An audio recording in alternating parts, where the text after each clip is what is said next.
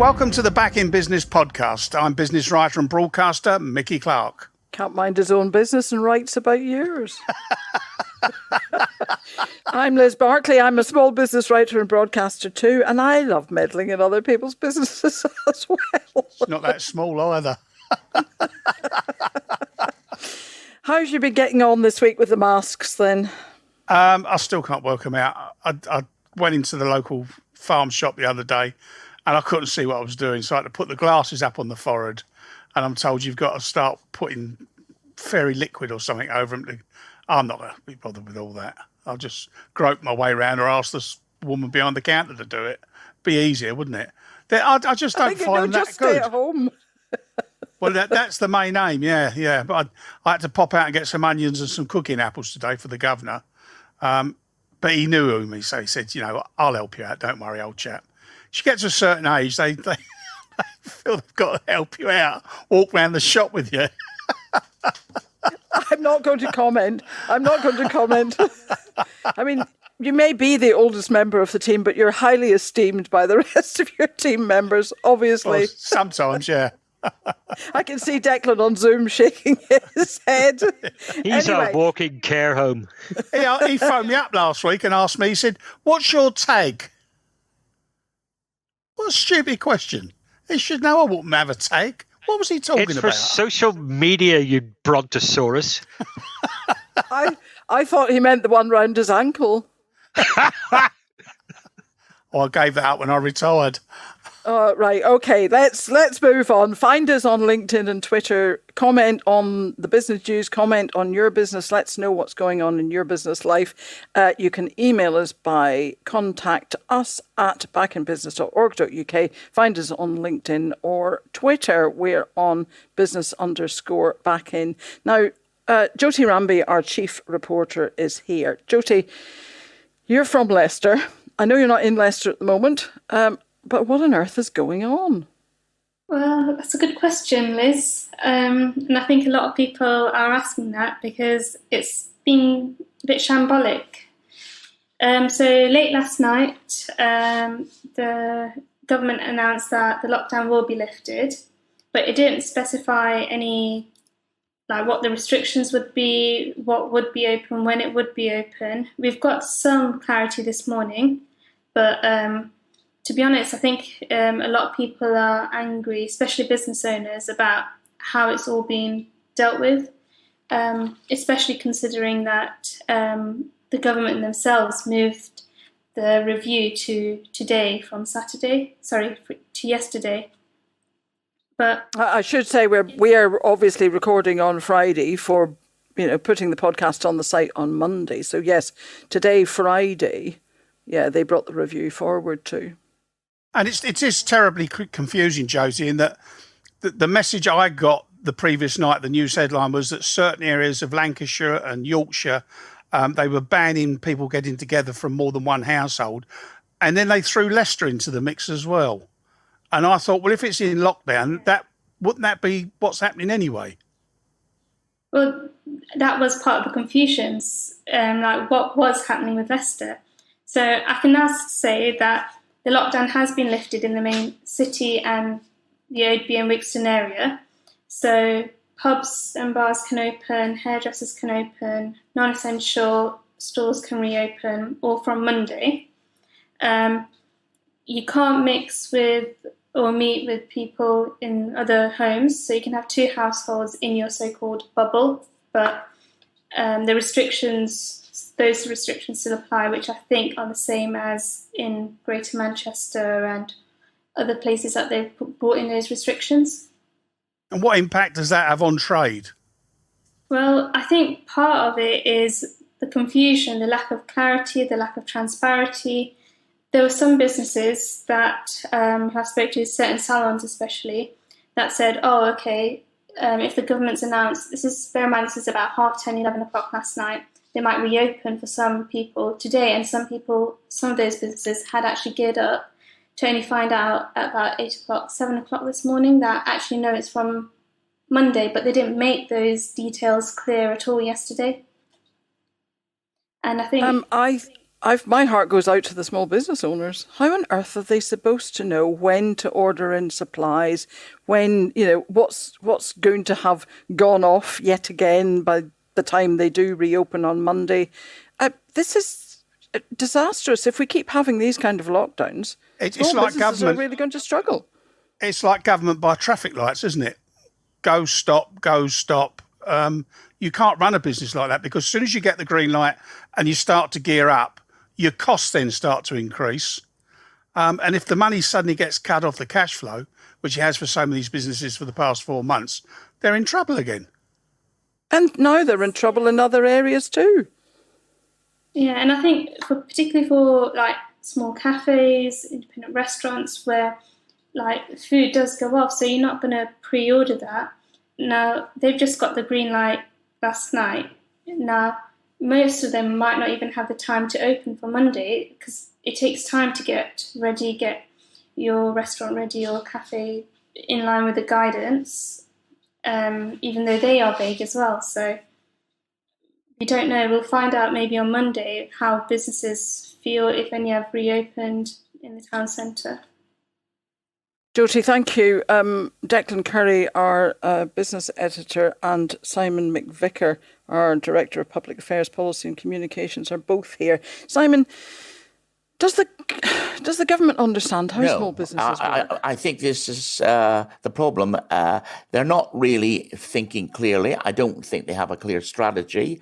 They're reacting to events, and they obviously... they've always been advised by the medical people that, they needed to do something. I've also been hearing, people saying that, I think 1st of August is Eid. A lot of the area that we're talking about that's been locked down is big Muslim population. And they were terrified about big Muslim parties in private houses over the weekend. And I think they might have reacted to something like that. But as my brother said to me, who lives in Greater Manchester, so we can't have people around to the house, but we can go to the pub. Ooh, and then he dear. said, does that make sense? Question mark. And this is the problem now. We're getting in a poll today in the Telegraph saying about 50% of people don't understand the rules, don't make sense to them. And I'd say that's 50% of the cabinet as well. No change there then. Yeah. Declan. You can go to the pub in these areas of Greater Manchester, East Lancashire and West Yorkshire, but you can't meet other people from outside your household. That's what's been reimposed, that you are now limited to socialising with the group of people that you live with and no one else outside of that. Yes, but what happens when you go to the pub, Declan? You don't have to wear a mask. You go to the pub. You go to the pub, but you stay in your own family group. You don't go to the pub with friends. Declan, that does not happen. Have you been to the pub recently? I only go to the pub when Mickey's paying, so I've not been since the 50s. Oh, well, yeah. The 1850s. We're all having a go at you today, poor Mickey. Yeah. The point about this is that this was supposed to be the less disruptive way of doing things. After the big national lockdown that we had in March, the government said that going forward from here, it would respond to local behaviour, local changes in infection by having local lockdowns. But as we've said before on this podcast, that needs to be underpinned by decent testing, decent tracing, so that you are responding quickly and tactically and surgically to this. And we haven't got that in place yet. But the second wave and the fear of a second wave of infections is what's been driving the business and economic news this week as well. We saw that economic output in the United States has slumped by 1/3 in the last quarter. Unemployment in the States, the recovery in the job market there has stalled because of the rising number of infections across the south and west of the US. That and what we've seen in Leicester, what we've seen in Oldham and Luton, and what we're now seeing in Greater Manchester, East Lancashire and parts of West Yorkshire shows us that this recovery is not linear. We sort of fell into the soothing assumption that it would be a gradual recovery, step by step and would be okay until maybe next winter. It's not like that at all. This could change quickly. It could be thrown into reverse at a moment's notice, because what we're dealing with is a public health crisis first, and the business and economic aspects are secondary, I'm afraid. And I think this podcast has been really clear about this all the way through. We never saw this V-shaped recovery, and I think that was always a myth, basically. But my theory is... Are you saying I told you so, Simon? Basically. But my fear is it's just how contradictory the messages the government is sending on, not only to our own people, but internationally as well. I mean, we took the decision to suddenly quarantine people coming back from Spain when there's only one region of Spain in the northeast, Catalonia, that has been hit by this spike. And the islands as well. And they've banned the islands, and even Andalusia, where a lot of British people go, has very low rates. Now, we're suddenly closing off one whole region of the UK. Why shouldn't Greece, for instance, say to us, well, we have no coronavirus at the moment. We're going to stop British tourists coming to Greece. It's going to come back and hit us. And, Declan's right. It is a public health crisis. But the economy is getting smashed to bits during it. What is going to be left after all of this? Well, that's what we're trying to find out when we talk to the businesses that we talk to, Simon and Declan. Is there anything else that we need to be aware of this week that perhaps we missed out on? Anything that you've picked up that you want to well, just one little interesting story I picked up this morning in the Times is that people who have booked to stay in the UK for their holidays are now having their cottages and whatever cancelled because owners of these cottages they're getting gazumped basically by other people, or the owners of these cottages have decided they're not going abroad; they're going to stay in their cottages for the summer. So I've had that, Simon. That's happened to me. Yeah, it's in the paper today, and I was just thinking to myself, add misery on misery. Yeah, when our cottage was cancelled back in March, when this all blew up, and the agents for the owner of the cottage then tried to get us to contribute towards the cleaners and the gardeners. Ridiculous. So I appointed myself as diplomat, and I put a scotch to that. I mean, you can't do that. No. They only cancelled because they said, "Oh, that Mickey Clark." No, they originally thought it was Nicky Clark, the hairdresser. Then they were disappointed. There's a contrast. Declan, anything on the business side? I know talked about Debenhams is having its ongoing problems. Simon talked about the economy being smashed. We've been getting a sign of just how big that smashing might be all week from the banks. They've been telling us how much money they're putting aside in case their business and personal customers can't afford to repay their debts. 4 billion at Lloyds Bank, 4 billion at Barclays Bank, and now just under 3 billion. That's just NatWest. Testing the water, Declan. It's a guess. It's their estimate of what they think might happen. But as Mickey, as you've told me so many times over the years, it's the key figure to watch in any economic slowdown, because the banks lend recklessly in the good times and then go completely the other way and keep money back from businesses that actually could make good use of it in the bad times.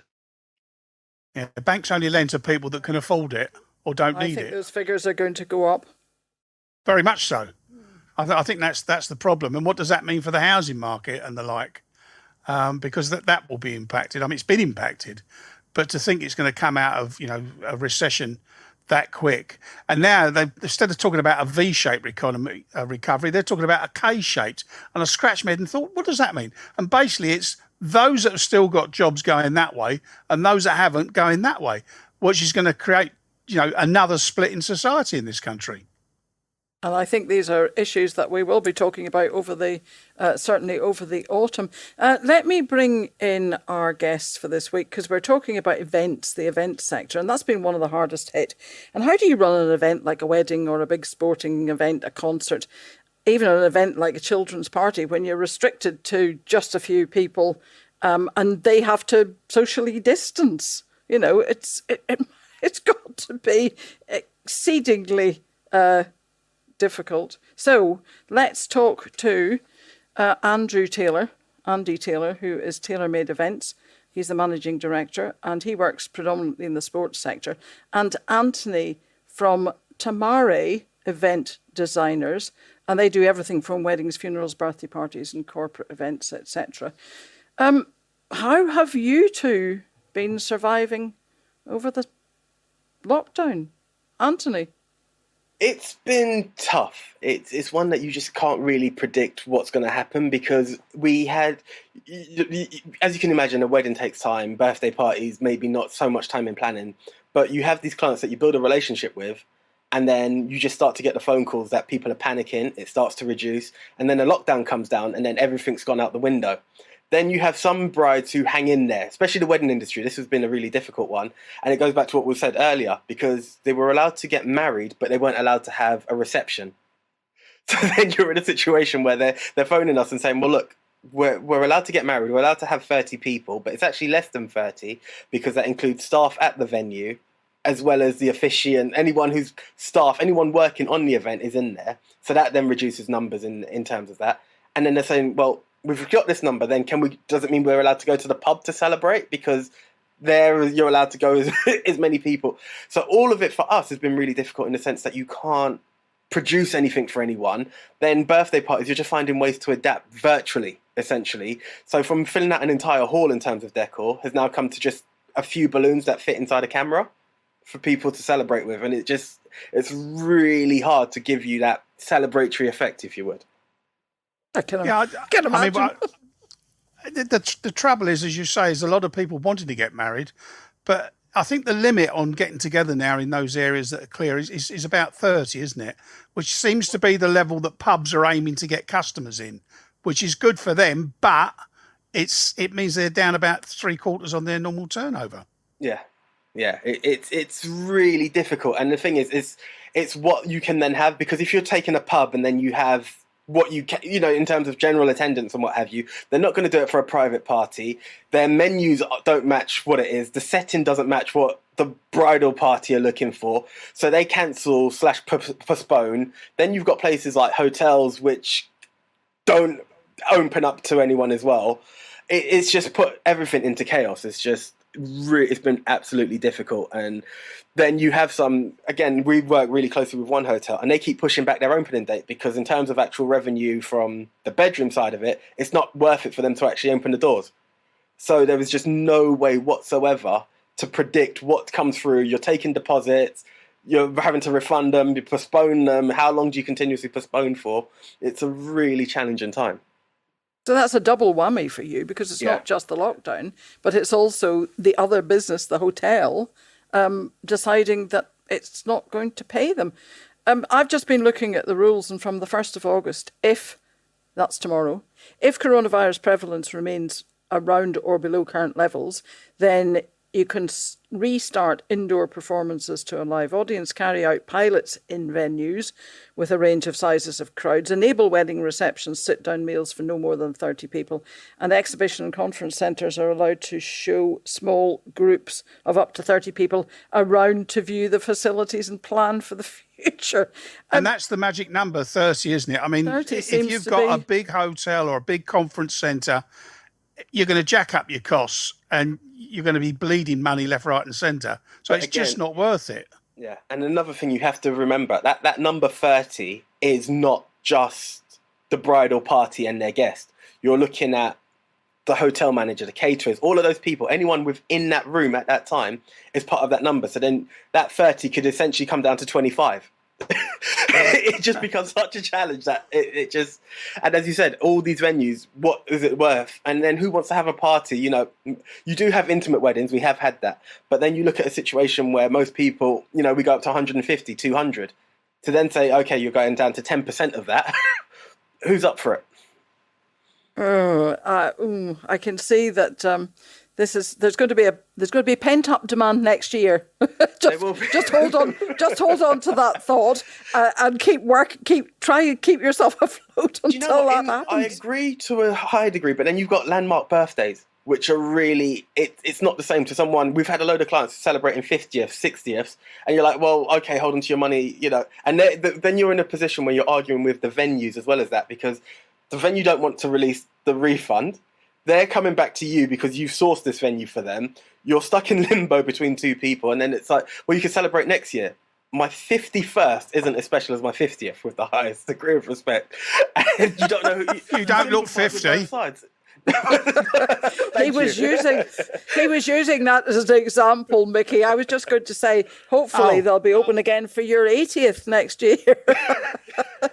Well, I thought Anthony might do me a deal. I could have the funeral, the wedding, and the birthday all rolled up in one. Package thing, yeah. Andy Taylor, in the sporting event world, how bad have things been, or have you managed to find a way through? Well, I don't think anyone's found a way through. Everything stopped. Immediately lockdown started, which meant that everything essentially got pushed back or postponed to either later in the year or into 2021. So everyone's kind of been waiting for the last few months to see how lockdown would be relieved, what restrictions would be lifted to allow live events in an outdoor arena to operate. And I think the struggle that the event industry has got moving forward is that a lot of people have been moved on to future editions of the event or a postponed event, which is going to be autumn or early next year. But are those events going to go ahead? If I talk about a big flagship event, something like London Marathon currently is still on.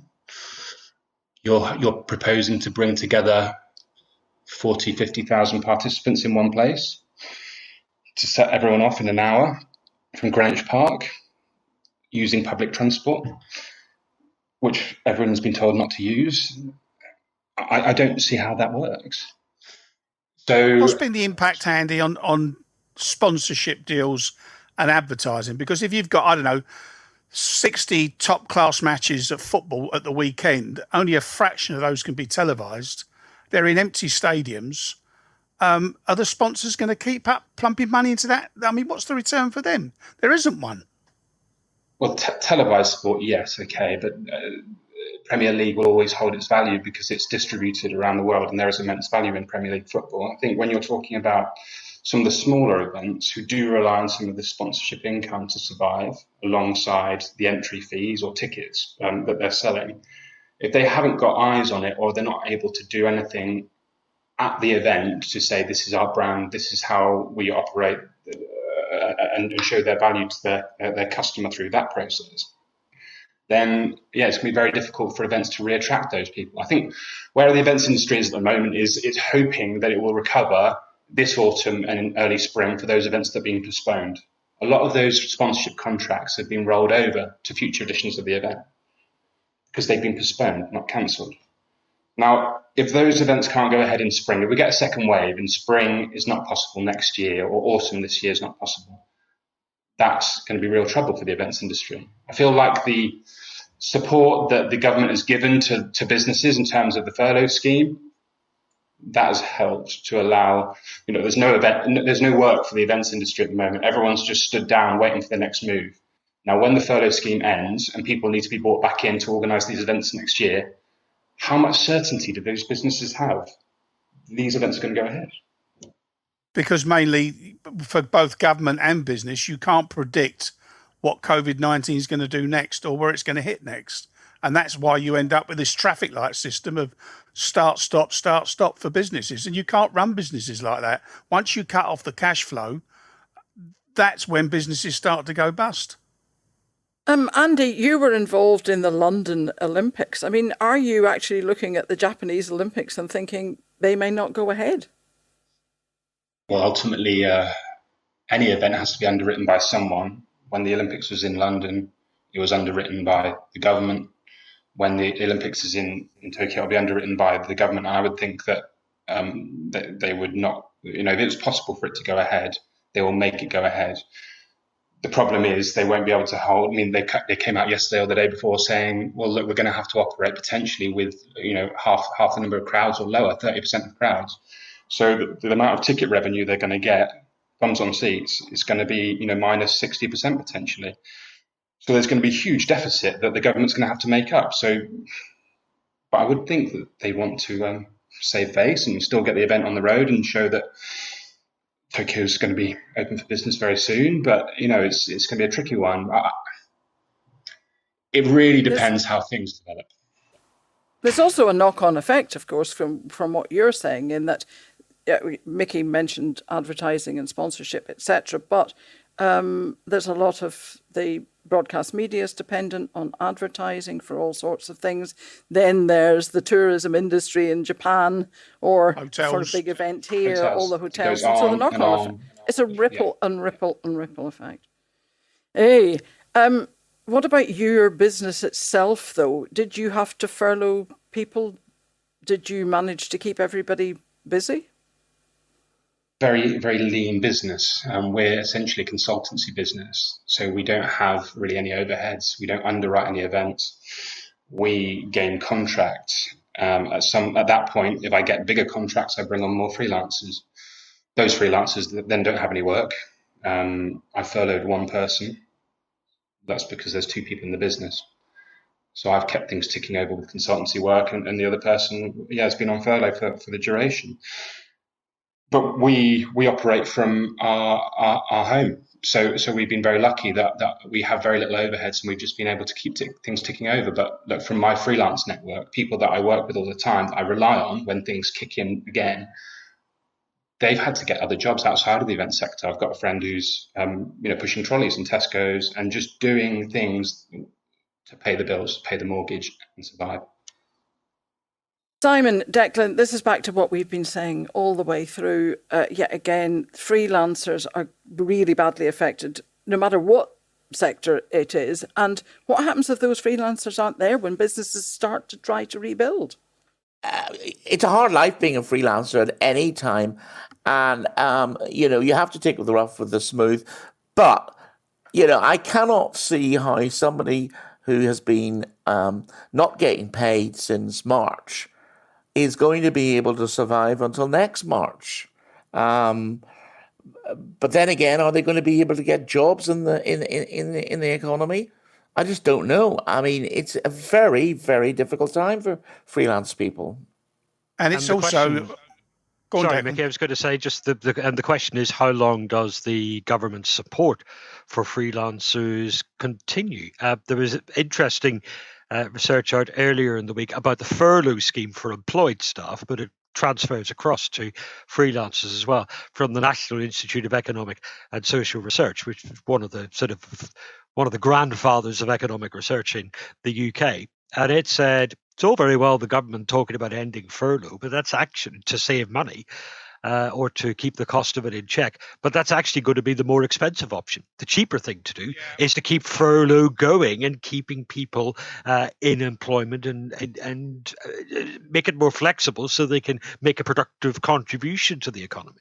I saw that report, and we've got it on the Back in Business website, or we'll have on Monday. And the NIESR were quite definite about it. 1.2 million people, a lot of them freelancers, should be kept on furlough. The cost would be somewhere in the region of 10 billion until spring of next year. And of course, you compare that with the 30 billion that's already cost the taxpayer. They said the alternative is a hit on tax revenues, a hit on the economy, scarring, they called it, which, gives you some idea of the impact.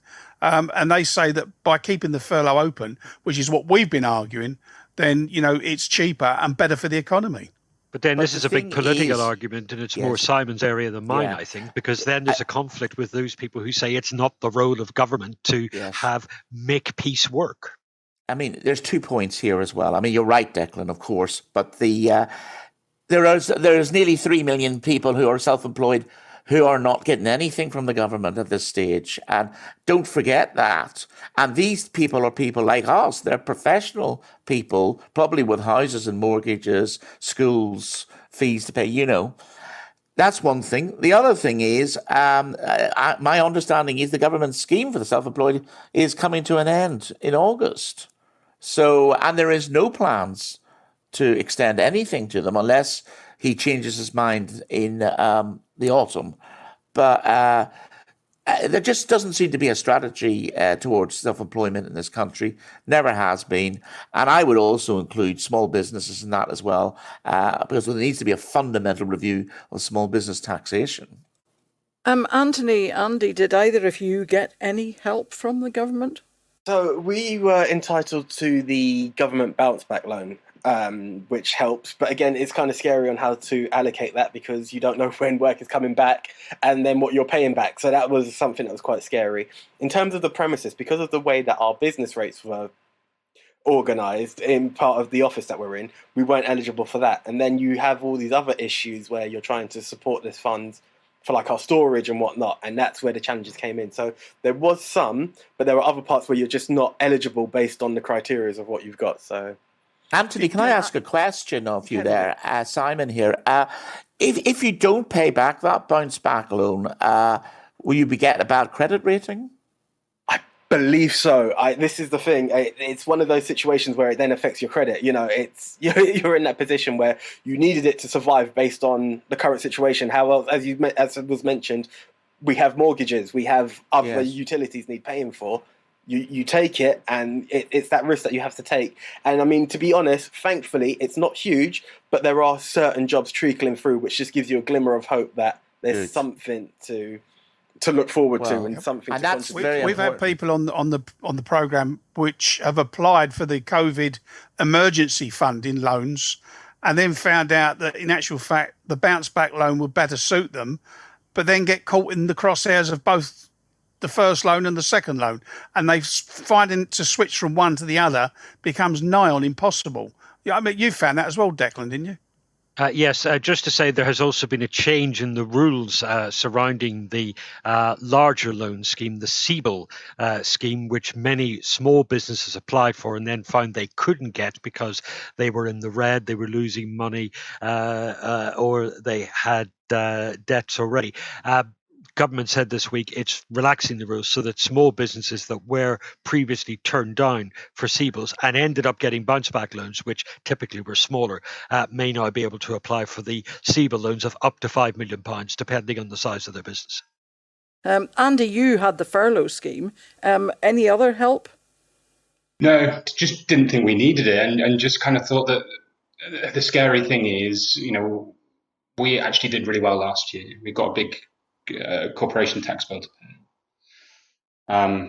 We've got VAT that we've got to pay that kind of wasn't, you know, but normally cash flow is not really a problem. But when everything just plunged off a cliff, okay, it's corporation tax. You should, in many ways, be putting money aside for it, of course. But we'd never had to do that before. And suddenly the concept of having additional debt over and above what we had to pay back already, plus pay salaries, is we had enough cash in the bank and just thought, look, if we can see it through until autumn, which is normally when we start planning for events in spring, summer 2021, then we should be okay. So we just carefully planned, stayed inside. My employees and me and my wife were co-directors. We didn't spend any money and we were fine. And hopefully, look, there is a bit of chink of light. We've got first event in September, albeit very much scaled back. And look, we're already speaking to clients about events next year. So look, there is some hope. Great. What's the future look like? I mean, have people shifted their expectations? Are they, do you think, Anthony, for instance, people are thinking more about smaller weddings? Is there a long-term impact of any of this on, people talk about going back to normal, but are we going back to anything like the old normal? Do you know, one of the key things that has attacked us is where you look at a celebration, people will aim to go to central London, and there are certain costs that weren't actually being implicated before.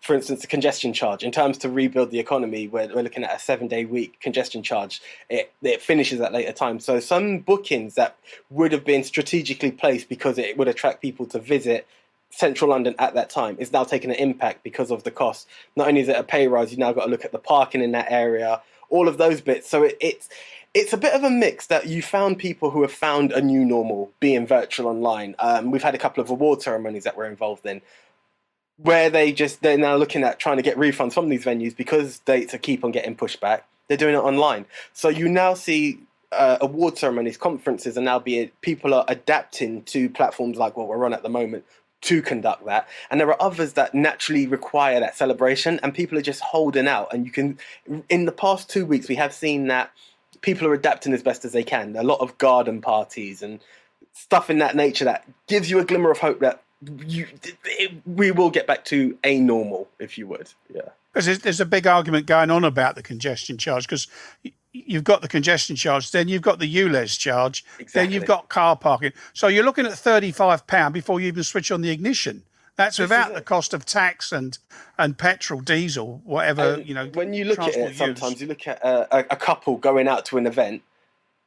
What's the price of a ticket for that as well? So you've got that £45 there. Then you've got, let's say, 150 quid a ticket there. So that's 350 going on there. Then the actual night itself. So there's quite an extra bit of an overhead going on just before the night's even began. I was just going to say, Mickey, lots of the country doesn't know what ULEZ is because it's a London charge. Ultra low emission zone. Yes, no acronyms, please. No. Andy, do you think though there'll be a different approach to sporting events? I mean, you talked about the London Marathon, and of course there are marathons all over the country. Are we going to see numbers restricted in the longer term? Well, it's just not viable. All of these events are operating on a shoestring to get these events on. They're very, very expensive events to put on. There is an expectation that these events are, people can afford them. And I think when people have less money in their pocket, people are less likely to want to do events that are expensive. But these events, these participation events, which is most of what we do, they don't have huge sponsorship revenues because they're not elite events. They're not televised events. So most of the revenue comes from the participant, and it's very, very difficult to imagine in the near future how you make that work, because you're essentially bringing large groups of people together. They're sweating, they're perspiring, they're spitting, they need water, they need help from volunteers, they need help from medics. It's a very, very challenging thing to try and put on. And not the parties I go to. No spitting there. Yeah, but you'd never make a fraction of a marathon. Sorry. No, that's true. Liz, just cutting in, I just wonder from Andy and from Anthony, is there a point where they think, guys, do you think this business isn't worth it anymore? I've got to do something else. Have you sat down at any point and thought to yourself, I'm going to look at the jobs column, there's got to be something else I can do that can bring in money? There isn't. But this is the problem. This was one of the challenges that you have. You look at it and you start to say, well, what happens, especially in the early days of the lockdown where everything just collapsed. But you just had that feeling that, but to be fair, I don't think we predicted how long this lockdown was going to be. We heard a couple of weeks and what have you, 3 weeks at the time. And then it started to extend. And then you start to think of it. But then you hear so many people getting laid off that you think, well, there's nothing out there. There are some people I know, again, going back to some of the hotels, that they've had to lay off some of their departments because of changes and the demand isn't there. And you think, well, hospitality's in a complete rut at the moment. Where do you go? And then going back to what Andy said, you've got people who are doing certain bits in supermarkets and stuff like that. Yes, it helps generate certain bits, maybe Uber drivers or something. I've heard of some people I've heard in the traveling industry. But you just kind of think to yourself, to be honest, I think the phone calls started to come in and that raised a bit of hope to say, well, you know what, just hang in there a bit more. More of my clients have been on the phone this week as well, which was really encouraging. Andy, yeah, what do you both think? of them. It was you twice, Andy. I don't think anyone in I don't think anyone in the events industry does this for the money. This is not an industry that pays really, really well. It's always fine margins across the board. So people are doing events for the love of it. And as long as there's hope, as long as there's big events happening, it's an exciting industry to be in. So I think people will try and hold on to the grim end in the hope that something will return. And look, people love live events. People love going out to do things, go to concerts, go and see sports, go to celebrations. This can't be the end of that. So we're going to have to adapt and work out ways to do this in a safe manner. And hopefully, a couple of years' time, we'll be looking back and saying, what was all that about? And we're fully recovered and back to where we were. But yeah.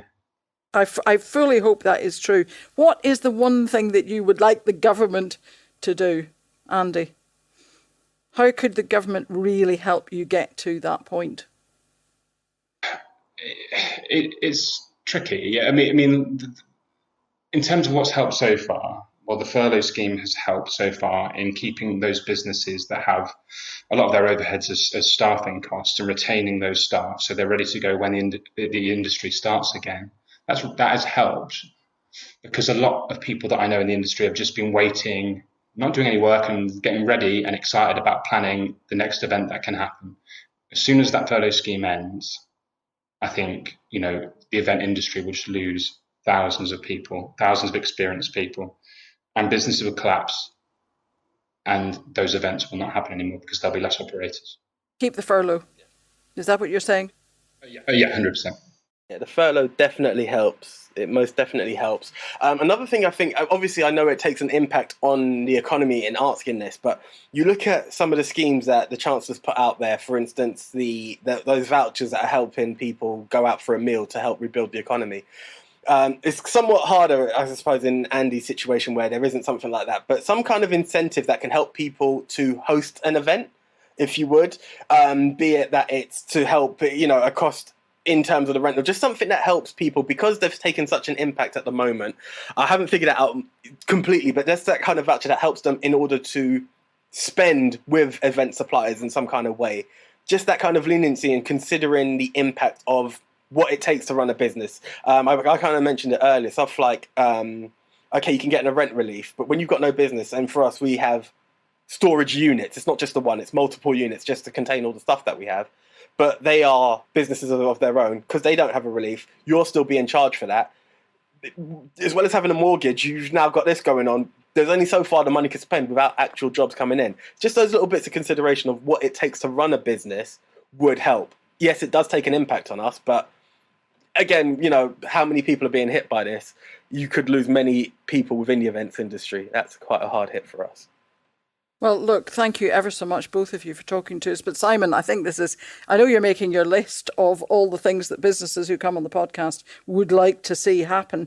But this does point back to that. We need a sector by sector look at how small businesses operate. Yes, I was thinking that just as the guys were speaking there, that could the furlough scheme be operated on a sector by sector basis? I mean, it seems to me the events industry is probably the most reliant on the furlough scheme because of the nature of your business. And it does seem to me that there's an argument you could put to the government that, we make special exceptions because it is coming to the crux time, isn't it, around the furlough now, because employers have to start paying national insurance on people who are on furlough. And then it goes down from 80% to 70% in September. And if you're going to make somebody redundant, you have to give 45 days notice. So that means mid-September is going to be and of course, with the whole scheme, the furlough scheme, is due to come to an end in October. So if Rishi Sunak is going to do something, he's going to have to make up his mind pretty damn quick.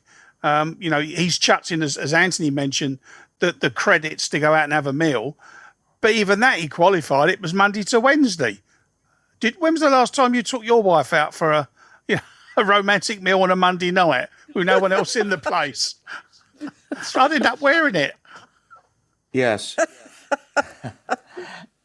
But I think the thing is that he has to do something very soon, as you say, because the decisions are going to be made in August, basically, about who employers are going to keep on and who not. Now, it could well be that self-employed people are in a strong position in the events industry because, people may be taken on in a self-employed basis. It'll be interesting to watch that. But I do hope, Anthony and Andy, you report back to us and let us know what's going on. Yeah, No, please do. For sure. Thank you for giving us the opportunity. Oh, no, it's been great to have you. Declan, anything we need to be looking out for this week on the business front? Look, I'll have Mickey know that there's nothing more romantic than a wet Tuesday night in Floyd's in Ballamagorry, if he wants the full experience. What's on my list is what Simon has said. Is that an offer? only if you're paying, sunshine. As Simon said, the furlough scheme, the wind down starts starts in August, and we'll see what impact that starts to have on companies and employment. My fear is for a lot of companies it'll crystallize them into making people redundant that they've held off on up to now. And then Rishi's Dishies starts in August. It's a tenner, but we'll see. It just might make all the difference. It might get people out on a Monday, Tuesday, or Wednesday night. Most pubs and restaurants are closed Monday, Tuesday, and Wednesday. Well, they can reopen, can't they, and sell fish suppers? Come on, guys. Tuesday is Chicken the new in a Friday. A great way of putting it, Liz. Yeah, there we'll have to leave it. Thanks ever so much to everybody for joining us, particularly Andy Taylor and Anthony from Tamari Events Designers. Thank you both very much indeed. Thank you, Declan, Simon, Mickey, me, everybody else who's been involved.